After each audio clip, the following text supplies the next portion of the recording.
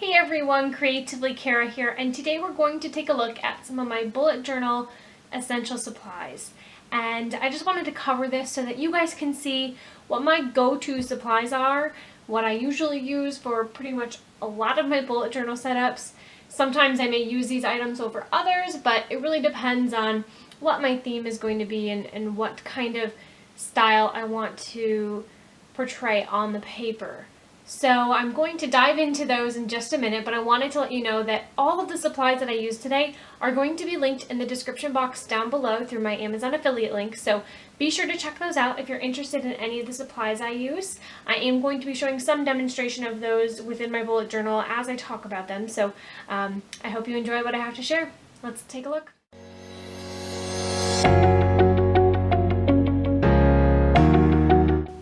I always carry my journal with me. Even if I don't think I'm going to use it, I like to just have it with me. Just sort of a security thing, I guess.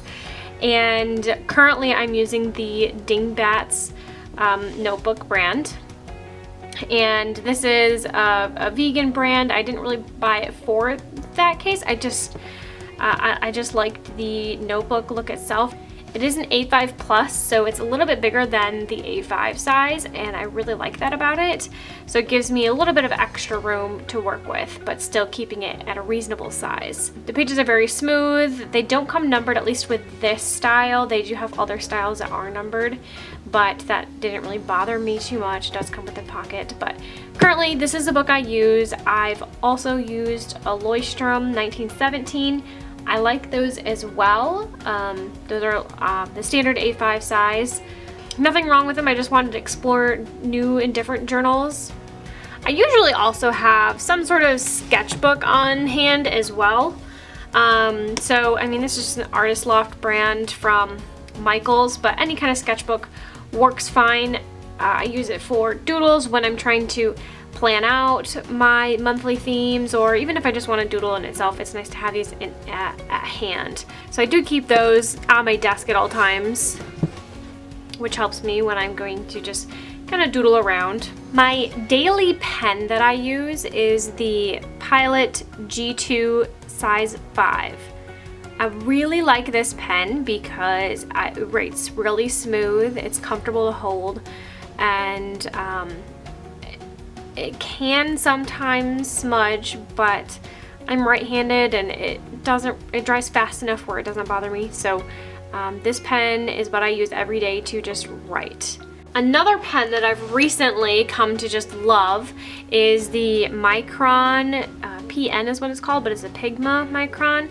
So it has the felt tip, and I really love to doodle or kind of draw with this pen. I think it works really well. So I've come to truly just love this pen. Some more stationery I've been obsessed with recently is the mild liners. These are zebra mild liners. I do not have them all, but I hope to collect more colors in the future. I just love how they write, and I find that the colors are pretty mild, as they say, and work really well for my theme. So you often will see me using these in my monthly setups. I just really do like those colors. Recent stationery item I've become to love is the Pentel Touch brush pens.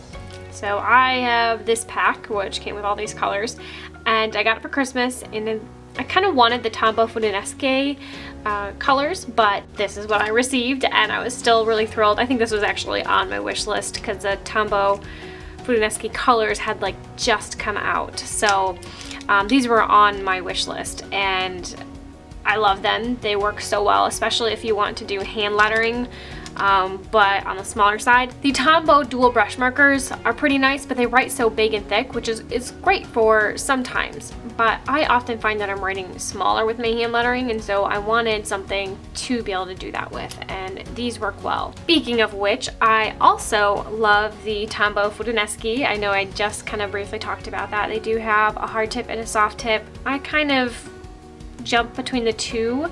These are really nice as well if you're trying to do some finer hand lettering or calligraphy, and work really well in that sense.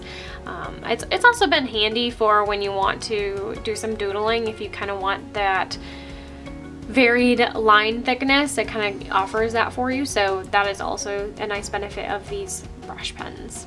A handy dandy tool to always have would be your mechanical pencil or regular pencil if you like that, and an eraser. I don't always draw out my items with a pencil first, but sometimes I do. And then of course an eraser to erase that once you go over with the marker. I just upgraded to this mechanical pencil, a little bit fancier, allows to have that HB lead or whichever one if you want to change it. So it's a little bit nicer for specifically drawing, and I've been enjoying this pencil very much with that. Next, the Staedtler dual end brush pens are probably more of my favorite over like the Tombow kind, the Tombow dual brush pens. I just really love these ones because they're a little bit thinner with the brush tip part. I find that it's still, I can write a little bit thicker, but still not as thick as the Tombows, and it still also has a thin fine liner end. So those are really nice to use, and they come in lots of colors. I think you can get a 36 pack, there may even be a 48 pack.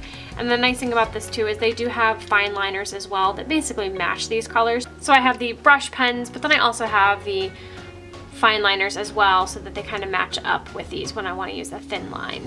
Another bullet journal fad that's been going on is using like a black or dark background, so either, you know, drawing in with a black pen and then writing over it with a white jelly roll or some other sort of jelly pen. Now, I only have the size 8.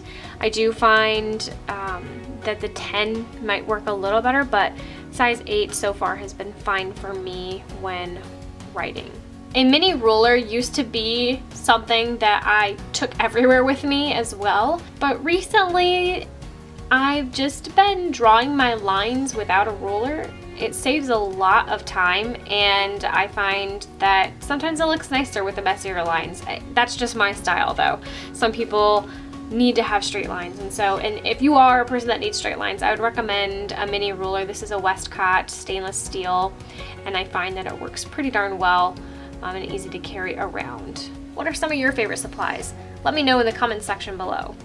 Well, those are my go-to supplies. I use them pretty much every time I'm working in my bullet journal, when I'm setting up my new months. Sometimes I fluctuate between what stationery I use. Maybe I'll only use the mild liners, or maybe I'll only use my Staedtler dual brush tip markers. It just depends on what the theme I'm doing and what colors I want to use, so it does fluctuate a little bit.